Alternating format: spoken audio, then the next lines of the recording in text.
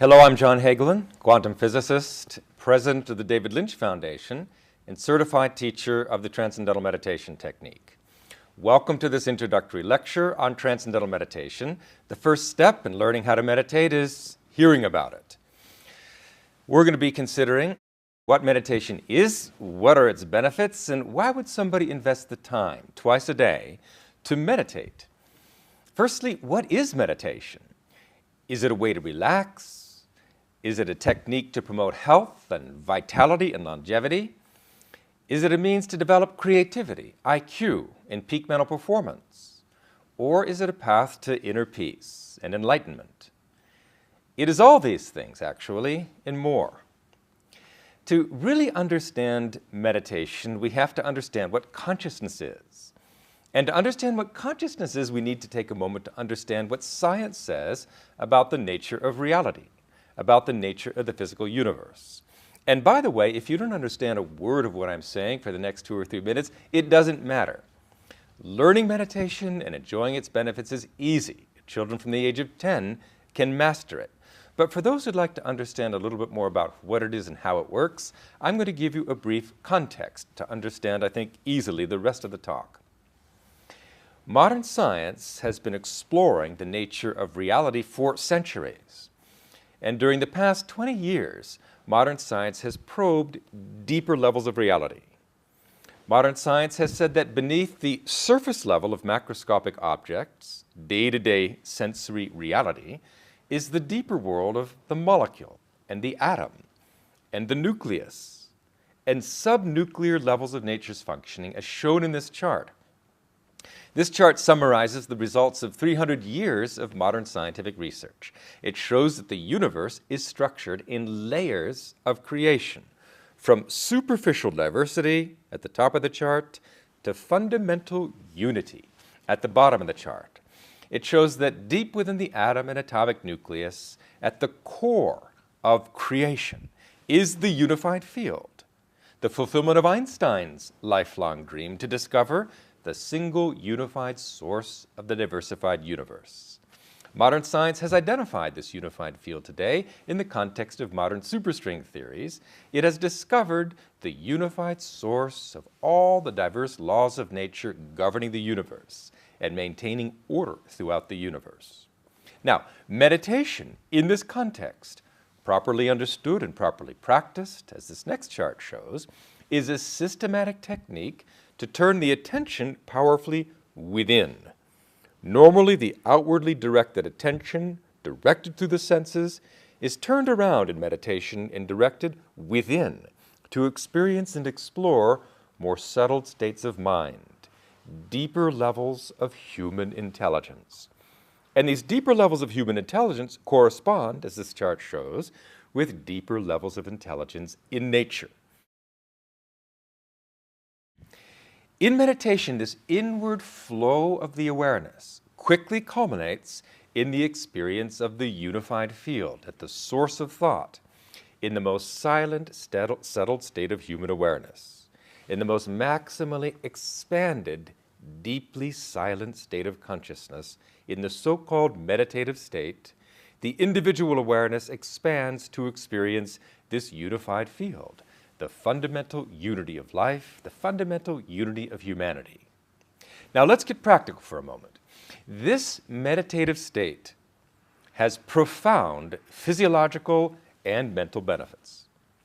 In this deeply settled state of mind, the so-called meditative state, the mind and body are both profoundly settled. The body gains a deep state of rest, deeper than sleep.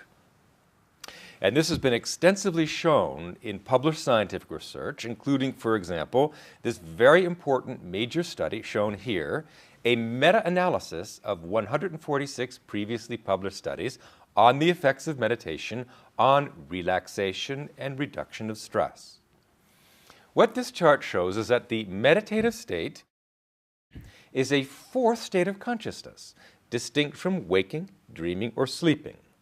And in this fourth state of consciousness, a state of restful alertness, the body is deeply rested, again, deeper than sleep, and that efficiently dissolves accumulated stress and fatigue. This chart contrasts transcendental meditation as a powerful means to reduce stress and stress-related disease to every other form of meditation and relaxation. It considers, for example, progressive muscle relaxation, so-called mindfulness meditation, the so-called relaxation response, biofeedback, concentration, etc. And it shows that these other forms of meditation actually are no more effective than placebo, which in this case just means eyes closed rest, at reducing stress. But at the top of the chart, I think you can see the Transcendental Meditation Program is unique. It is far more effective at reducing stress and the negative effects of stress on health and brain functioning. And the reason for that in a nutshell is that the TM program brings profound rest, and other techniques, for example, concentration, do not. Concentration actually keeps the mind engaged, keeps it active, keeps it focused. Well, that may be fine, but it's the opposite of settling down, of expansion of comprehension, and profound inner silence. And it's the inner silence in the mind that brings silence in the body, profound physiological rest. Naturally, when stress is reduced so powerfully, we expect health to improve. That's because the vast majority of disease is in fact caused by stress. So when we look, for example, at this next slide, one of many studies funded by the National Institutes of Health on transcendental meditation and reducing heart disease, and in particular high blood pressure, which is the #1 risk factor for heart disease. This chart contrasts the effect of transcendental meditation with eyes closed rest, shown in red, with what's called progressive muscle relaxation, shown in orange. And in comparison to these other techniques of relaxation, which are frankly not very effective, transcendental meditation brings a steady and profound cumulative drop in blood pressure month after month after month, resulting in a normalization of blood pressure for those with high blood pressure. More effective, in fact, than hypertensive drugs. Without the negative side effects of hypertensive drugs, without the lifetime of dependency or expensive hypertensive drugs. But it's not just blood pressure. Every major category of disease is profoundly improved, that means prevented, through regular meditation. That means 10 to 20 minutes, 15 to 20 minutes, twice a day. That regular deep rest regularly dissolves stress and prevents stress-related disease. So if we look at this chart, which summarizes every major category of disease, in a major study using Blue Cross Blue Shield statistics, we see, for example, 87% drop in heart disease, 2/3 drop in the incidence of cancer, 93% reduction in diseases of the nervous system, and so forth, simply by providing the body this much-needed rest to eliminate the stress that is the causative factor in the majority of disease. This chart shows that there have been over 600 published scientific studies conducted at 250 independent medical schools and leading universities in the United States and throughout the world, showing the profound health and mental benefits of transcendental meditation. This research makes TM the most extensively researched technique of meditation in the world, and, as a result, the most broadly prescribed by doctors and the most widely practiced program of meditation in the world by far. Interestingly enough, not just stress-related disease, but stress-driven behaviors improve as a result of transcendental meditation. For example, this study on smoking cessation compares the relative effectiveness of different approaches. This is again a major study, a so-called meta-analysis of 131 previously published studies. And it compares transcendental meditation on the left and its effectiveness at preventing smoking and reducing nicotine addiction to things like the patch or pharmacological approaches, preventive education approaches, smoking cessation counseling, and so forth, and shows that the TM program is far more effective than anything else that has ever been studied at preventing smoking and quitting smoking. And it's an amazing thing, really, because the teacher of transcendental meditation isn't a coach saying, now buck up, Bobby, and stop your smoking now. He doesn't talk about smoking, or she. They just give the technique of profound inner silence, profound rest, inner happiness, and smoking just falls off. In fact, when you're more attuned to your body, When you have less stress, you become a little more sensitive, in fact, to harmful things, and smoking starts to taste, frankly, rather harsh and distasteful. And people just drop it. It's as simple and natural as that. Finally, in the world of health, I think I'm going to show one more of these 600 published studies. This one has to do with diabetes and what's called metabolic syndrome. Metabolic syndrome is called the modern malaise. It's an epidemic. It affects adults and children. So metabolic syndrome is simply a combination of high blood pressure, diabetes, and obesity. And unfortunately, all three of these risk factors tend to get worse with age and tend to be worse with stress.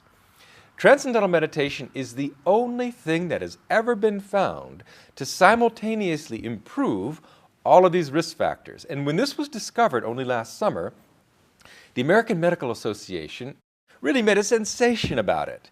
When this was published in the Archives of Internal Medicine, the AMA released a global press release just celebrating this extraordinary finding, because nothing else had ever been shown to improve these important risk factors that have become so epidemic in our world today. And this is amazing to me because the AMA is not a friend of alternative medicine or complementary medicine. The AMA is a trade association to promote modern medicine and pharmacological medicine. It's not a government institution, it's a trade organization that really sells pharmaceuticals, and yet they were so appreciative that something could actually help the millions and millions of people with metabolic syndrome that they announced this result nationwide and worldwide, and the news went around and around and around the world. Finally, I just want to mention that actually chronic disease is more pervasive than acute disease. Chronic diseases are diseases that, by definition, for which modern medicine has no cure.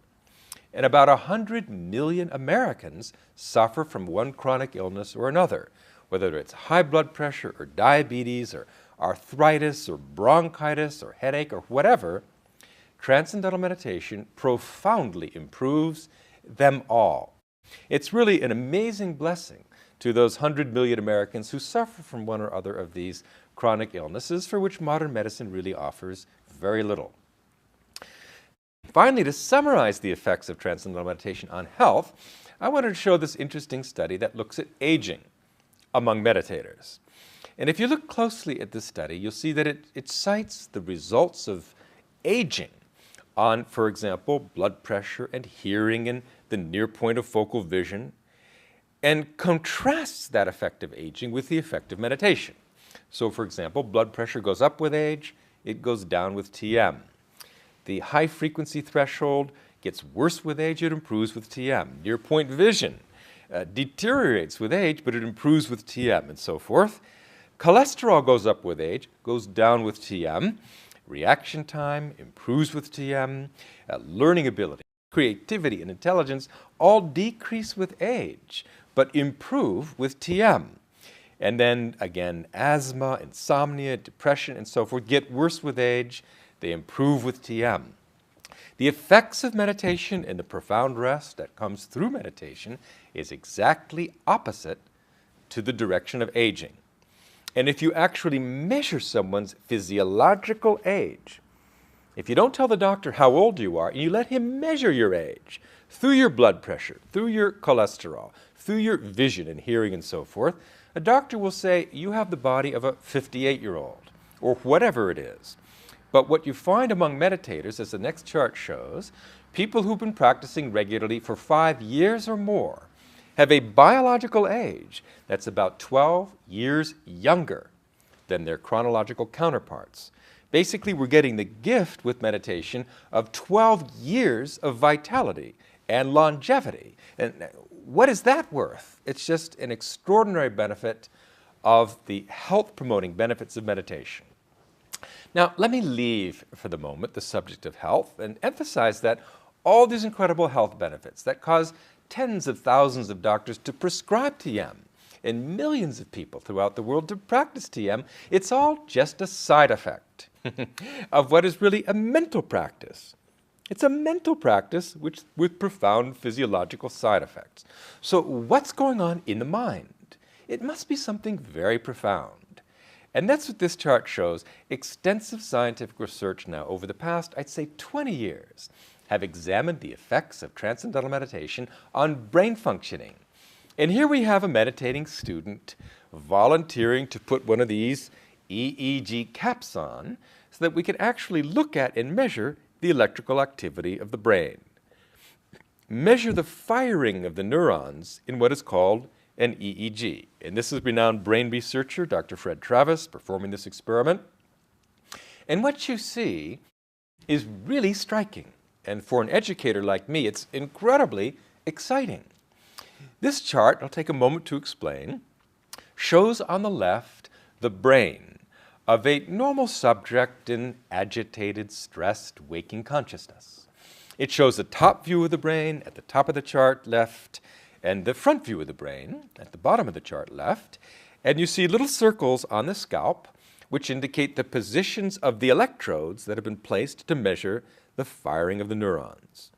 You'll also see on the left-hand side occasionally bars connecting neighboring regions of the brain. Those bars, where they appear, indicate that those two parts of the brain are correlated. Those two parts of the brain are communicating with each other. They're functioning in an integrated way, a coherent way. But if you see on the left-hand side in ordinary waking consciousness, there's not much coherence, not much orderliness, not much integration in the functioning of the brain. The brain is actually very scattered. Different parts of the brain are doing completely different things, and there's very little communication within the brain. But on the right-hand side of the same chart, we see the very same subject, 3 months later, practicing transcendental meditation, experiencing the unified field, the state of profound inner silence, profound inner happiness. And what we see is striking. The whole brain on the right-hand side, the meditating brain, is crisscrossed with coherence. That means the brain is communicating with itself. The left hemisphere, the right hemisphere, profoundly integrated. The frontal and occipital lobes of the brain, the temporal and parietal lobes of the brain, the whole brain functions in concert. And this is very striking. It's the difference between an orchestra warming up before the conductor has taken the podium. And what you get with the instruments all playing with no coordination is a cacophony of discordant sound, a noise, a racket. But when the conductor takes the podium, raises his baton, suddenly that noise is transformed into flowing music. And that's the difference between disorder and order, chaos and integration. So what we see during meditation is this striking, stunning integration of the brain, what's called global EEG coherence, maximum orderliness of brain functioning. That results from the expanded comprehension during the meditative state, when the individual awareness relaxes and settles and expands to experience this inner unity, inner silence. Well, why is this so exciting, apart from its purely, academic significance? It's exciting because according to decades of research, orderly brain functioning, EEG coherence, is correlated with intelligence, rising IQ, increased creativity, increased learning ability, that means short-term and long-term memory, improved academic performance, increased moral reasoning, enhanced stability, improved emotional maturity and alertness and reaction time. Everything good about the brain depends on its orderly functioning. And now today, in students and adults and anyone, orderly brain functioning can be systematically developed in anyone. And for example, that leads to, as you would expect, rising IQ, rising creativity, improved memory and learning ability, even in adults. The next study shows increased IQ in university students as they meditate, month after month and year after year. And it's extraordinary in university students, these are adults, young adults, to see increasing intelligence, to see growing IQ. Because the old-fashioned view has always been IQ peaks, intelligence peaks, at early adolescence. And it eventually begins to decline. After that, it's all downhill. By the late 30s, there's a precipitous drop in intelligence and a shrinking of the gray matter of the brain.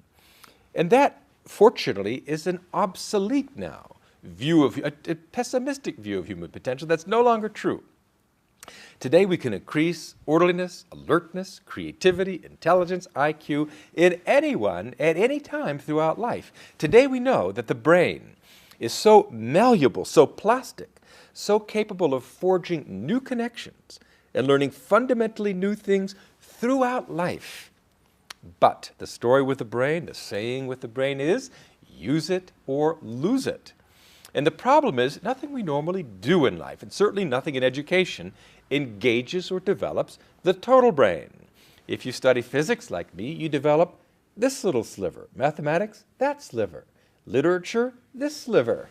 Music, here. The arts, here. But anything we study in school engages, develops a tiny sliver of the brain.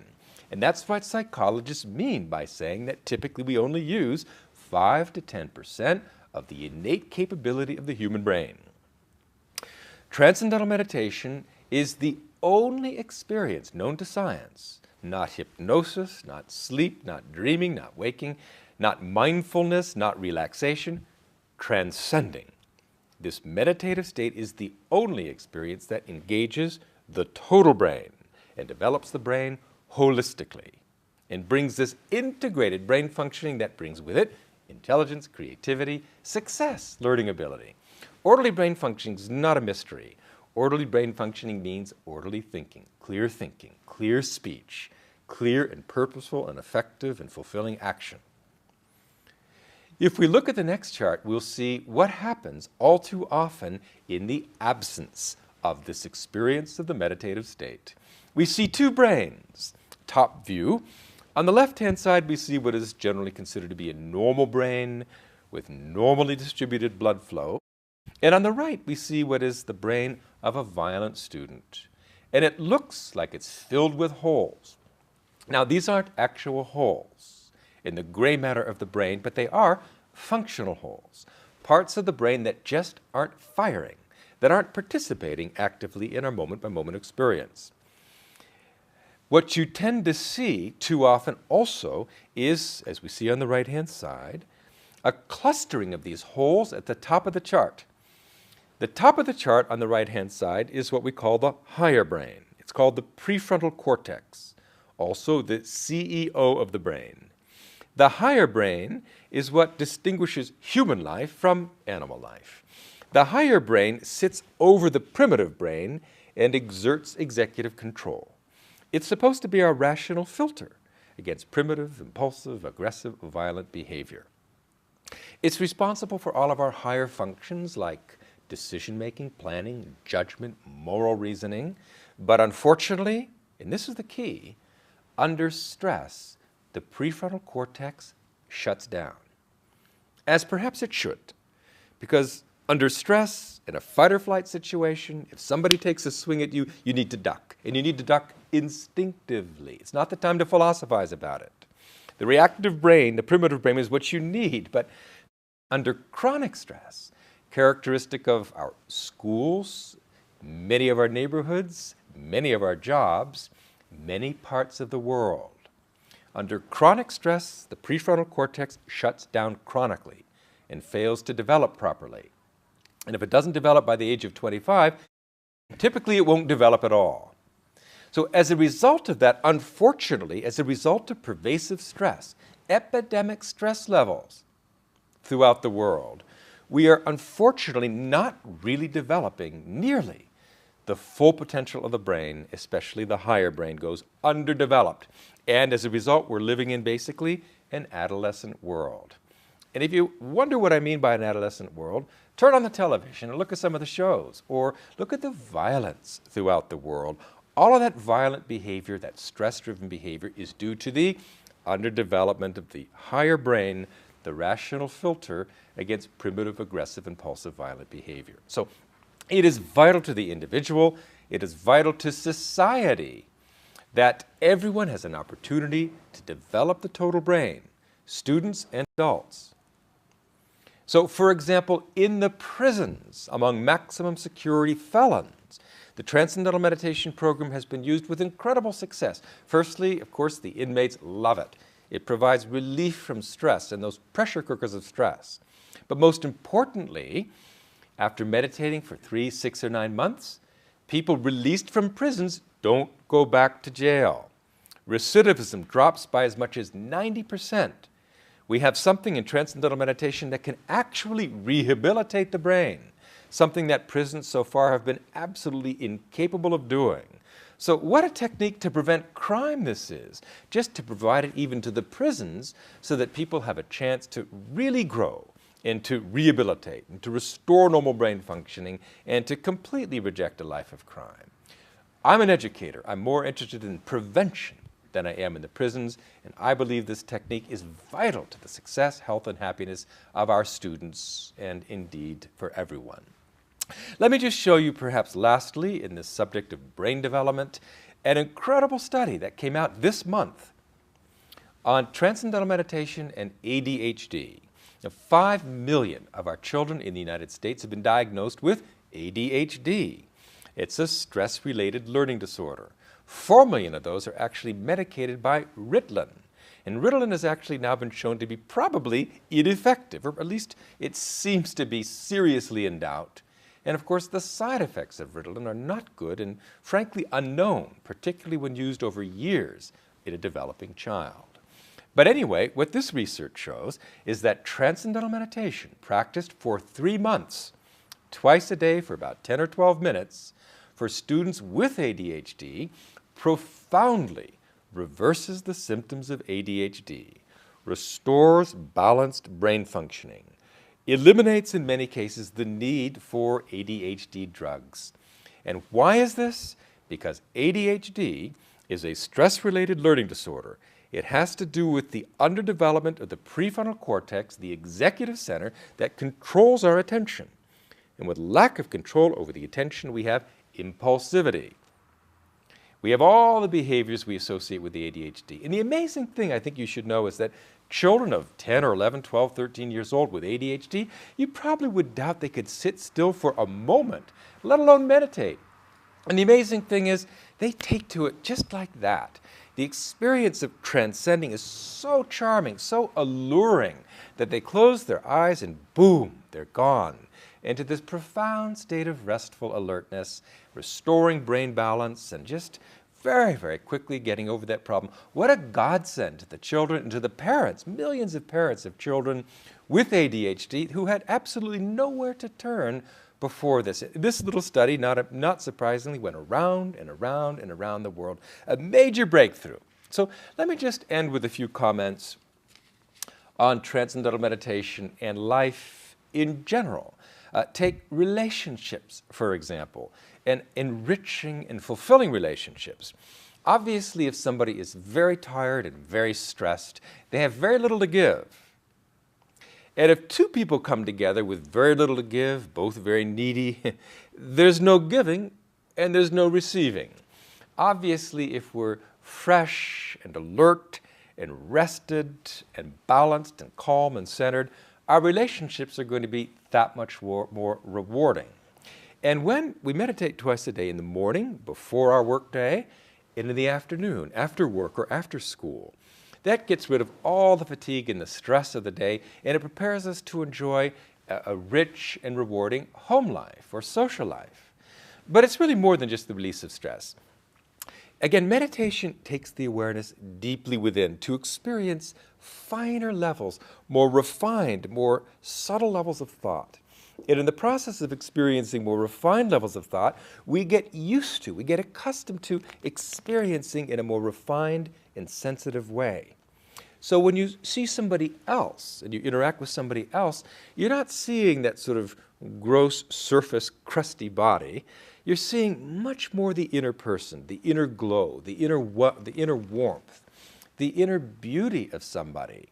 And what happens as you meditate, you start to see more and more the beauty in everything, the beauty in everyone. Relationships become so rich. You kind of fall in love with everyone and everything as you really see the incredible beauty of this creation that surrounds us. And we can be very much lost to that beauty if our head's in a cloud and we're highly stressed. So by awakening our ability to perceive the heart starts to melt, it starts to flow, and we really become far more loving, far more giving human beings. And ultimately, frankly, more loving and more peaceful human beings is the formula for peace, personally and globally.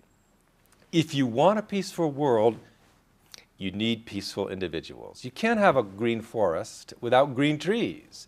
Transcendental meditation will make everyone more peaceful.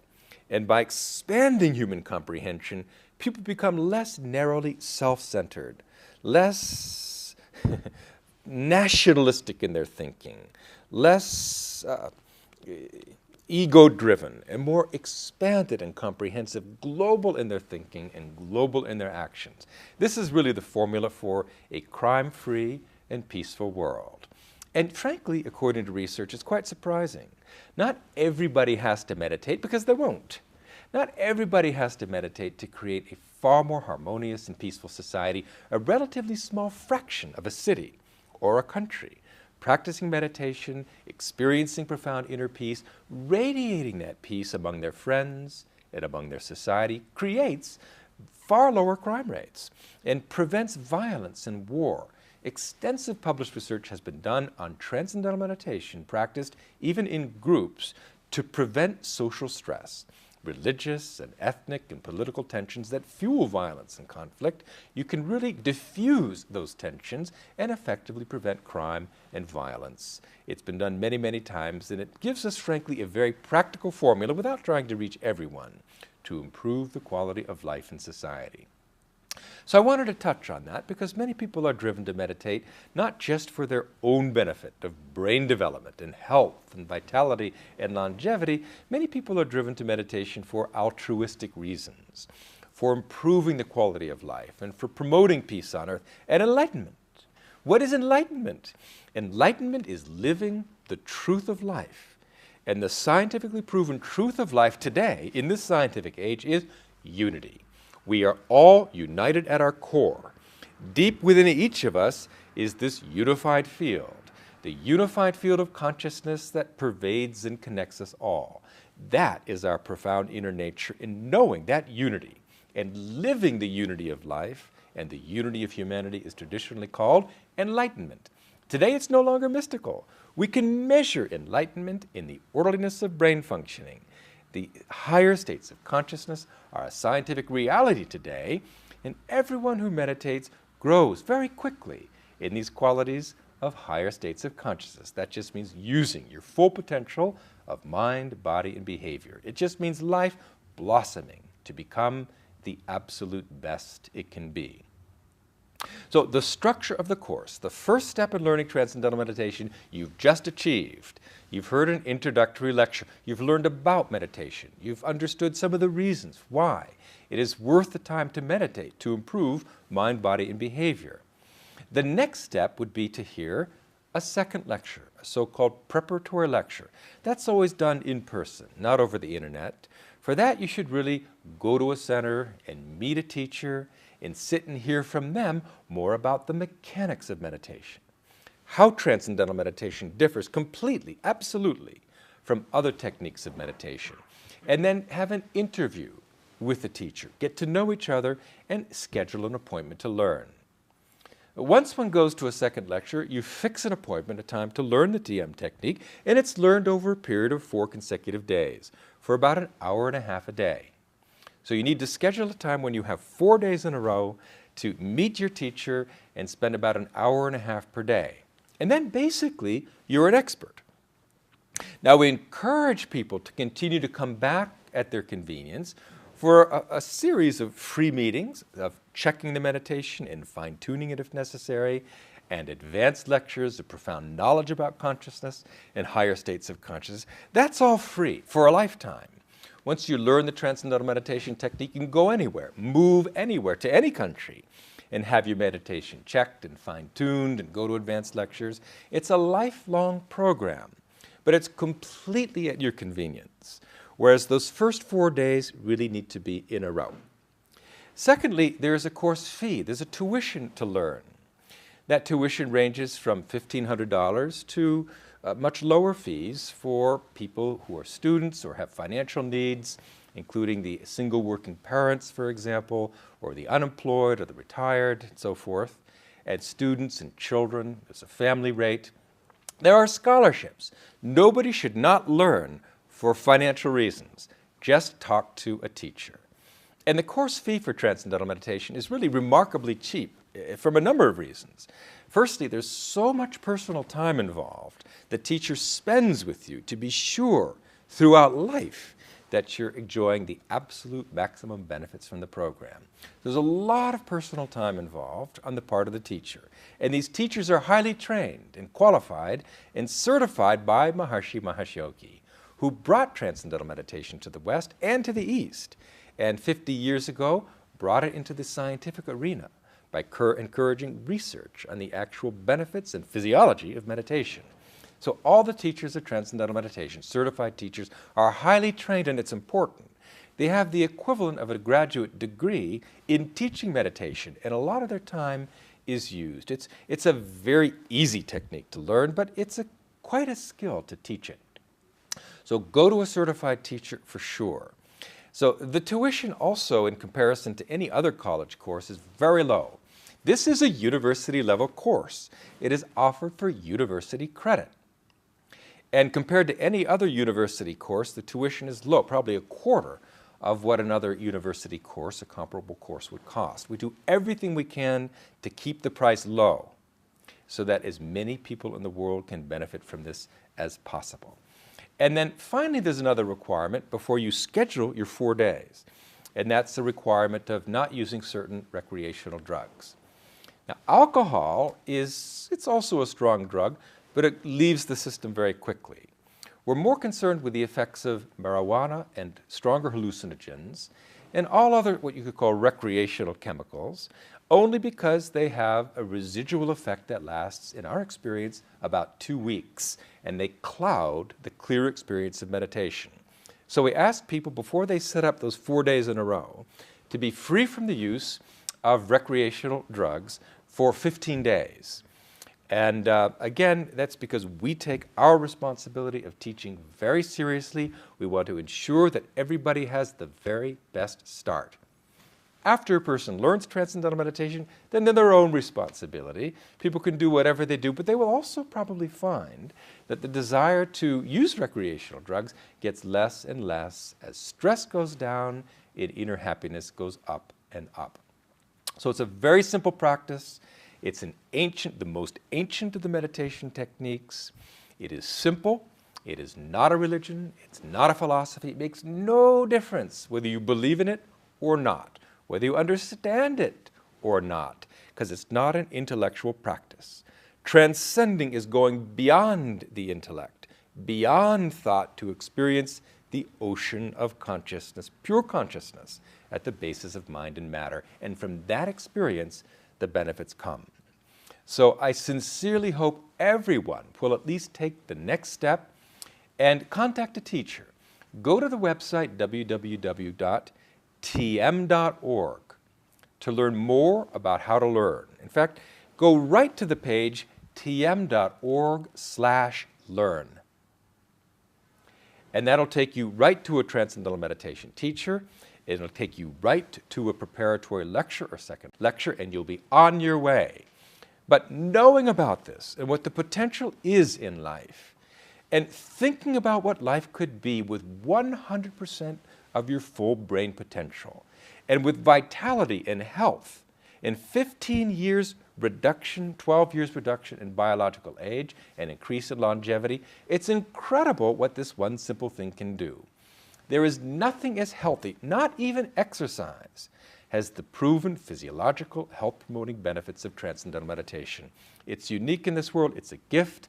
My role in life, my mission, is to bring this to 1 million children this year with the David Lynch Foundation, and soon, I hope, 1 billion children, so that everyone on earth has this joyous, simple technique that children love and can take with them for their whole lives, to be sure they unfold their full God-given potential and enjoy a very healthy, very happy, very successful life. And I certainly hope you do too. Thank you for joining me today.